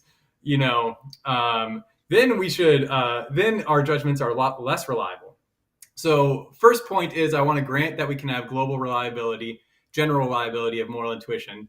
But that doesn't entail that it's going to be reliable in every case, just like we can have reliable sense perception, but I don't have reliable, like, I shouldn't trust my judgment about the numbers of atoms in this book. And so, just because we have reliable, or we can trust our moral intuitions with respect to close to home cases, where we know a lot about our reasons, it doesn't mean that we can trust them and should think that the perceived weight of God's reasons resembles his actual reasons. That's a much different case than we're used to. Just like the, crabs or clams being teleported to Mars or whatever. Like when we get to these odd cases, skepticism is, the right response. So I say. Yeah, I mean, I'm trying to repeat myself, but I think we could get this. I mean, I agree this has some force, but we can get some grip on. Remember, I'm not talking about God in the cosmic sin intuition. I maybe emphasize that for the viewers. I'm talking about an omnipotent, omniscient being, and in my Black Mirror thought experiment, I am talking about an omnipotent, omniscient being relative to the universe they're creating. They're creating a simulated universe. They're omnipotent and omniscient relative to that. And I think we can make a reasonable judgment there. And so then the onus is on the what is the difference about the real creator of everything? Okay, someone like William Lane Craig might say, well, and the source of morality, well, they have extra rights, that I don't have. Actually, Swinburne as well says God has extra rights. Swinburne thinks our parents have rights because they created us, and God has these immense rights because he created everything. I mean, I just don't buy that, actually, that I have rights over my kids because I created them. I mean, what do adopted parents have less rights? I took this up with Swinburne, actually. We've had a lot of good conversations. I think it's just because, I'm their guardian and I'm looking after them and so on. So yeah, I guess I don't see. I think the onus would be on someone to say, I think we can make a reasonable, good judgment on this. I wonder if there's a difference between the two of you guys in the sort of view on where. I'm trying to figure out how to put this in there and articulate it, but the sort of starting point, the type of claim that we're talking about in question here. So like one of the examples you gave, Perry, was of the odd or even stars in the universe. And I think, Philip, you said that that's not analogous, right? That's not analogous to the case here. But although I think Perry would actually think that it is analogous to the case. And so maybe that's really where the distinction is here between the two of you guys, is in the starting point. What type of claim is in question here? I mean, one of the things that Perry also does and talks about a lot is that he's very skeptical that people even have that intuition in the first place. And so I think that maybe underscores and highlights the fact, again, that the type of claim in question here is, I think, really important when it comes to defeaters and how much that defeater should actually lower your credence in the claim. Because, Philip, I think you agree that it should lower it a little bit. You just don't think it should lower it enough. But I think if you were on the same page with Perry in terms of where the starting point is, what the starting point is of the belief in question, if you were on the same page there, then the defeater might actually kick in and get you to where Perry's at. Does that make any sense? Okay, well, first I want to know how much Netflix is paying Philip to promote Black Mirror. But second, I do think that even in odd stars is analogous. Because when we're trying to determine the number of stars, we have to tally them all up. And when we're trying to determine, and good point, by the way, I've been speaking too quickly about your cosmic sin intuition. It's not about God, it's about an all-powerful creator. But I think the same points are going to hold. We have to, when we're figuring out whether this, especially for this complex state of affairs, like this, whether the universe, that involves all sorts of reasons. Like every second of happiness you have is going to be a justifying reason for God. Every second of pain is arguably going to be a requiring reason against God allowing it. And so we have those two kinds of reasons. We have all sorts of other reasons. So when we're talking about whether the universe is permissible, that's like a wildly huge number of reasons. And we need to know what the weight is, because whether it is actually impermissible is a function of the weight of God's reasons, whether the justifying ones outweigh the requiring ones. So we have to look at all these reasons, which are just like infinite, or I don't know if they're infinite, but they're regardless, there are tons and tons of reasons. And we have to tally them up and look at the weights and see how they go, just like we'd have to do with the stars to figure out whether they're even or odd. So I do think that that's analogous. Does that help? I feel like putting it that way might help resolve some of our disagreements, but maybe not. You look quite skeptical. No, I'm just thinking about. I mean, one thing that Perry goes into but when he attacks the idea that we could just have this kind of basic intuition and that'd be weird. It'd be like having an intuition about the stars. You're talking about a basic intuition that my judgment of the reasons resembles God's judgments of the reasons. God's judgments of the reasons. Yeah, that would be weird. I agree with that. But what I'm talking about is just normal moral reasoning. I mean, I talked about the thought experiment, and I think the fact that we can engage with that thought experiment. Yeah, so obviously you're totally right that we can't look at all of the complexities of being an omniscient being, and all, we can't do that. But we can do something that gives us some kind of judgment here. We can think about all the suffering in the world. We can think about the hurricanes. We can think about, are there any goods coming out of this that could have been brought about in other ways? And that's what we do, right? That's what theodicy is. That's what the arguments are. I just don't see the argument that we can't do that. And it's not perfect. It would be better if we were omniscient. But why is it not a lot? Wouldn't the analogy there then back to the stars be like, well, we can still count like some stars that we can see, right? Yeah, that's actually, yeah. So that I was just going to say, I guess, we don't even really need to take into account God's reasons for your particular version. Let's just take into account reasons. We know that the reasons, so we have a bunch of reasons on Earth. We don't know the reasons elsewhere, whatever else is going on in the universe. It's vast, and Earth alone is vast. Our history is vast. We have millions of years to deal with of reasons and so on. It is wild to think that we could just sit from the armchair and calculate, because again, whether it's impermissible is going to be a function of the weight of the reasons, whether the justifying reasons outweigh the requiring reasons. And that's really simplified and really rough. There's a lot more to say about reasons. But it's wild to say that we could just take a couple of grains from this giant this giant sand heap of reasons in the universe, and then go from there and say that it's probably impermissible. So maybe we don't even need to talk about God's reasons at all. Let's just note that we have such a teeny tiny and non-random sample of the reasons in the world, and we can't just go from there to make any conclusions about the total weight of God's reasons. Is that does that help?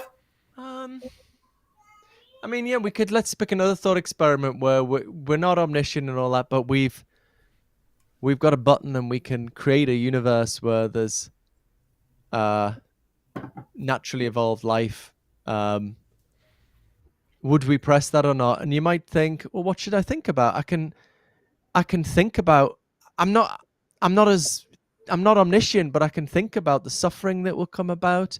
I can think about the goods that will come, whether they balance. I mean, why is that not nothing? It's something. And surely, do we do it that way when we're deciding whether to press this button and create a universe?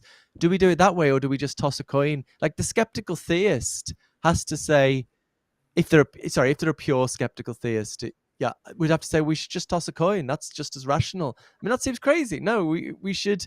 There's stuff we can do here. There's stuff that philosophers of religion do. And this is why, actually, when William Lane Craig, I've heard him a lot of times, makes this argument, he then brings in, but the ultimate point of existence is being with God, and this life isn't really important, and maybe you need a lot of suffering to bring people to God. I mean, and it sort of becomes a theodicy, and I would just question that theodicy. But, I thought William Lane Craig sort of brings it to. But if it's just like, well, because we're not God minds, we can't make any judgments here about whether it would be okay for a being who could do anything to create a universe like this. I just don't see why I should believe that. So I like the case. Also, let me just mention really quickly. Hold that thought. I just want to say that we're gonna need to start to wrap things up. We're coming up on the 2-hour mark.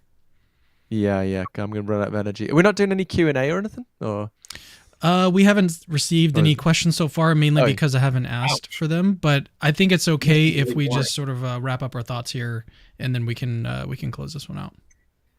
We must be really boring to not have received a single question. I am personally insulted. Well, no, I just haven't asked for any. We've settled it all, Perry. So I like the button case. That's really interesting. But I guess I'm one of those pure skeptical theists, not one of those impure, gross skeptical theists. And I would say, yeah, so once we realize whether what we need, well, if we are, maybe I wouldn't say that. So yeah, it's a good case. So, but my reasons for being skeptical about so about the button case, like I might be able to pull together some reasons as to why I should do it, and I probably favor doing it. Um, but I think I can pull together some reasons. Although, yeah, there's this.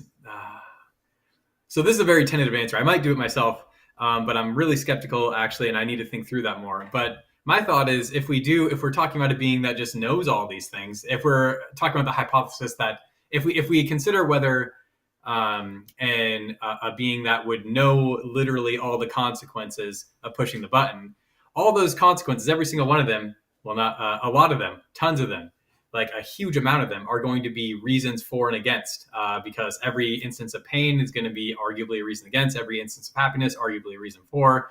Other things like friendship, courage, just sleep, all sorts of good things are going to provide reasons for and against doing it, because again, just based on what makes the action impermissible.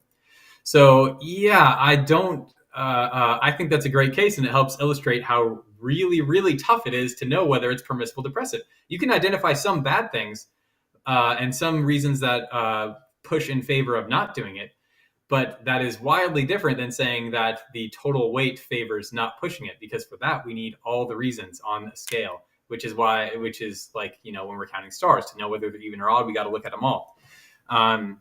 And also, let me concede, so I'm not misunderstood here. Like, if we did know we had a representative sample, or that the perceived weight of, if I knew that the reasons I had in favor of pushing the button resembled the actual weight, then I could do it. So I don't need to literally know all of them. I just need a good reason to think that the perceived weight resembles the actual weight.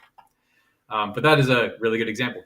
I think Justin Mooney uses an example like this in a really good paper of his in Phil Studies. And he thinks, if I recall, that it's permissible to press the button or something like that. And I think I agreed, but maybe I agreed too quickly.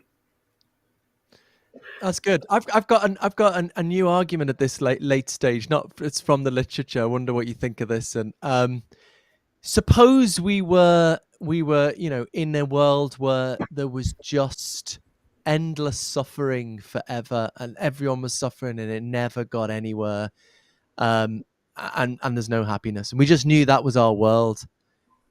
Would we then have any reason to doubt there's an all-powerful, loving creator?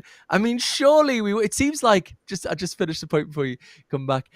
It seems to me your argument forces us to say, well, we don't know. Who are we to know the mind of the Lord? And how do we know what our judgments resemble God's? Surely in that case, I talk about this in my book, and I compared it to the wonderful example of from the novelist Philip Pullman's His Dark Materials, where he goes into the afterworld, and he doesn't like religion, Philip Pullman, and the afterlife's a bit of a con. Actually, the God figure has been conning everyone into thinking there's this wonderful afterlife where it's just a sort of shithole. But then there's this one very faithful, devout, religious person who's saying, no, it's wonderful, it's still wonderful, and they're still totally convinced. And so, like, surely, so it seems to me, if we were in this absolute hellhole forever, the skeptical theist like you should say, I've got no reason to doubt there's a loving, all-powerful God behind it. Surely, come on, man, surely. And what we find, what do you think about that case? Yeah, I think his name is Brian Davies or Brian Davis. Whoever it is that authored a debate book with Mike Humer about about skepticism. He has a paper on this that came out recently in Religious Studies that really presses the point you're saying really well. And I do have a paper on this. We'll see if it ever sees the light of day. But my general thought is that, so I don't want to say we can't make predictions about God. I have a chapter in my book where I say, here's some ways you can do it, and you can refashion some arguments for atheism, but you can also motivate arguments for theism by doing this.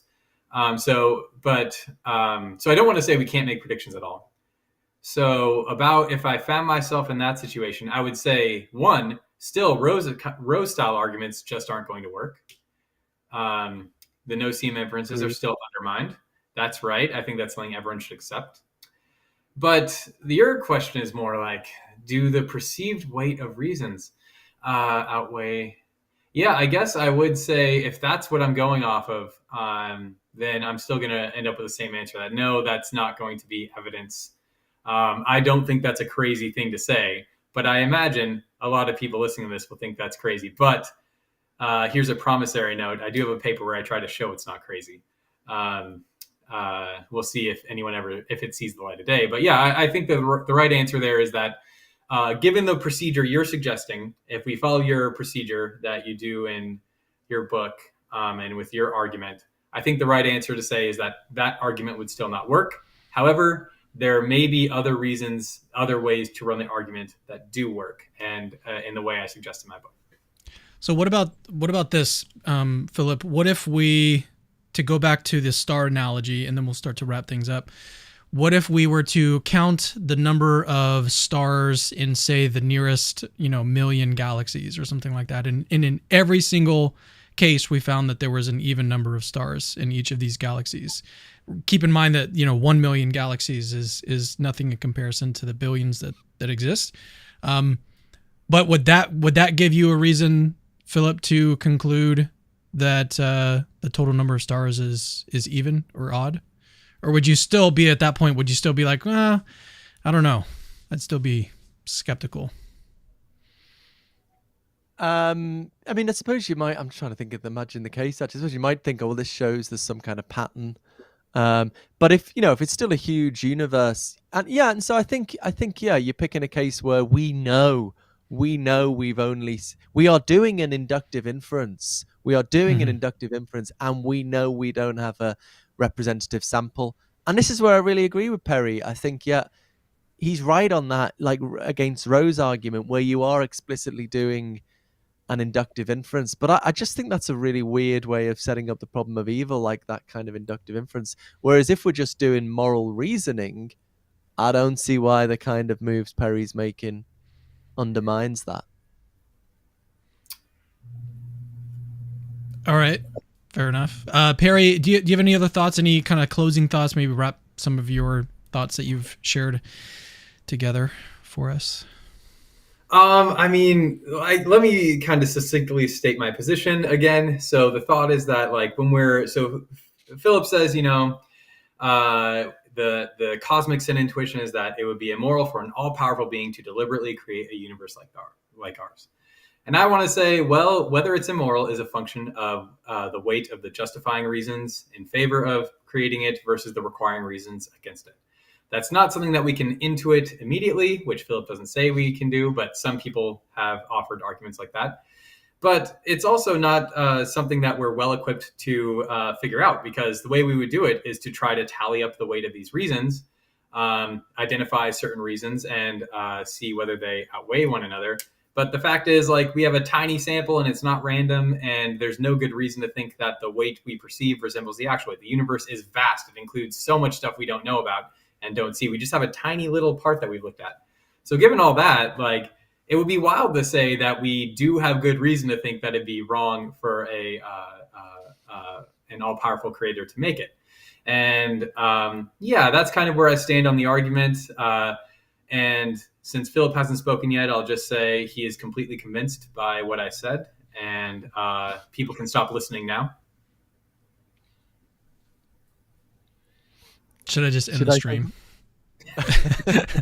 Yeah, I'm totally convinced. No, feel free. Go ahead, Philip. Yeah, this has been good actually, because I think I'm working out what I think of this as we're talking. So well, I'll just summarize, I guess, what I think my position on this. I think Perry is making two different arguments.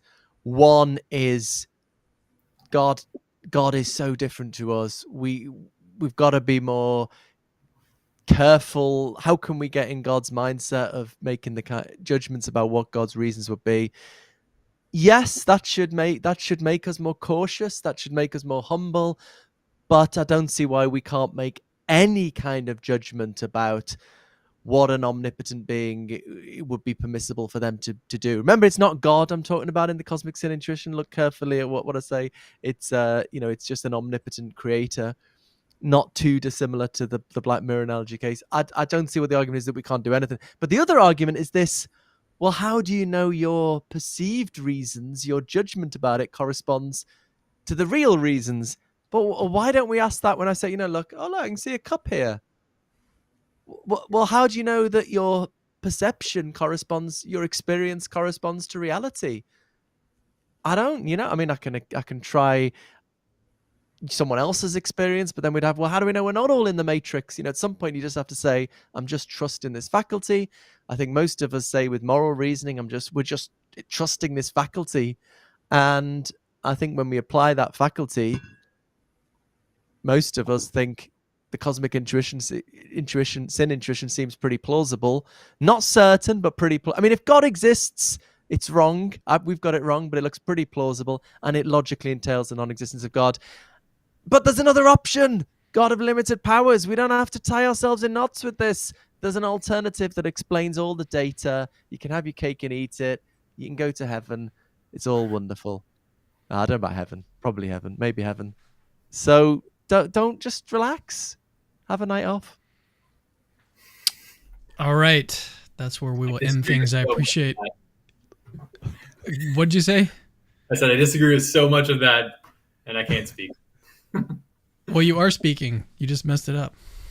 That's true. Go on. Do you want to? You can have the last word if you want, Perry. I'll let you have the last word if you want. Oh, I mean, it's Cameron's choice, really. But I just want to briefly say. No, it does. It does kind of make sense to let Perry have the last word because Philip, you gave your very beautiful presentation at the beginning. I promise I won't respond either in an American or a British accent. Go for it. I mean, I would like a response, but I know this has to end at some point. But again, I think it's stages, not two separate arguments, but two, like, just because you can show that we have, like, it's not that for sense perception, we can't offer good reasons, because again, we can. You can look at this work by Alston and Bergman on this kind of benign circularity. We can provide reasons for trusting them. And circularity often or sometimes is benign, and it's not a bad reason to have. There are lots of cases where it is a bad reason. But for moral judgment, you can make use of some benign circularity if you like, and that's not going to support every particular moral judgment, especially when it involves this large tally. It's not just a simple thing. And so again, with like sense perception, I can give you some reasons to trust it, but that's not going to, but then I can't say, well, look, of course I know the number of atoms in this book is 442 exactly, because if I don't think that, I can't provide these, or if because I have these reasons to think sense perception is reliable. Well, no, you have reason to think it's reliable when you're looking at medium-sized objects in a relatively close space. Similarly with moral judgments, yes, we can make these judgments about common cases that are familiar to experience, and we can trust those or whatever. But that doesn't tell us about every case. And one of those cases it doesn't tell us about is the one where we're talking about whether an all powerful being could permississibly create this universe, because wildly different to think about taking account every single reason in the universe, which is just a huge number. See, I wish Philip could respond to that, but we can do that afterwards. Or actually, no, I don't think Philip wanted to respond. I think he just wanted to agree with everything. I mean, I saw his head nodding the whole time. So I'm waiting for him to say something. He's doing nothing. He said he wouldn't. He's biting his lip. I wasn't allowed to say anything. No, I'll leave it there. I said he could have the last word. All right. All right. No, I do appreciate you guys coming on. I'll just say no. All right. Well, no, I do appreciate you guys taking the time. Philip, what do you have going on? Where are you going to be? Who's invited you on since you came on my show announcing your conversion? Oh, I'm gonna do so as I say, Skydive Phil, the atheist channel, Phil Helper, and Glenn Scrivener. Oh yeah, you know that guy? He's in the UK, right? No, I don't know him that well actually, but in January we're gonna have a conversation, and I'm